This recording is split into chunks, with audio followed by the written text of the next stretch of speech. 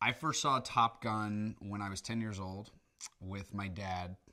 I feel like for most fathers and sons, it's sort of a rite of passage. It's something that I think fathers sort of hold on to and are like, okay, I cannot wait to show my son this. And that's how it was with my dad. And I remember after seeing that movie, that's when I asked my dad to start taking acting classes and all that stuff. So if there's a movie that got me into acting, it's this one. Everyone knows sort of the lore of Tom, but I think until you are in the trenches with him and see how much he cares and see how much sweat and blood and just TLC he throws into this thing, you won't understand what this movie means to him and how excited he is about sharing it with the world. When we went to Tom's trailer not too long ago and we saw it all cut together, you're like, holy shit, this is the most groundbreaking thing that will never be topped.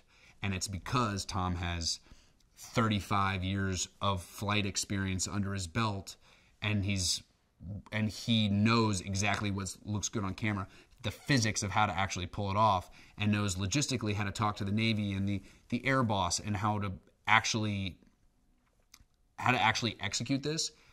I don't know if there's another movie star on the planet or another person on the planet that could actually make these aerial sequences happen. And when you watch them, your jaw's on the floor and you're like, holy shit, he did it.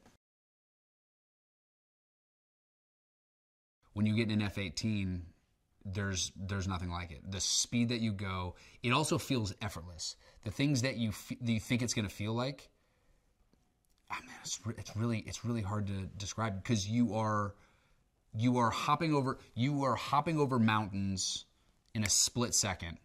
You have absolute control. You can fly 10 feet off the ground and shoot 40,000 feet up in the air in a matter of a couple seconds.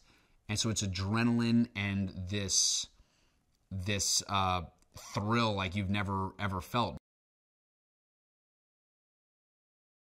I would say Hangman is like a cross between Iceman and Maverick from the first one. He flies alone, so he flies like Maverick.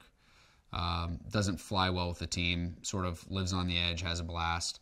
And I would say he sort of has the ego of Iceman. He knows he's the best, and he's not here to make friends. He's here to be team leader.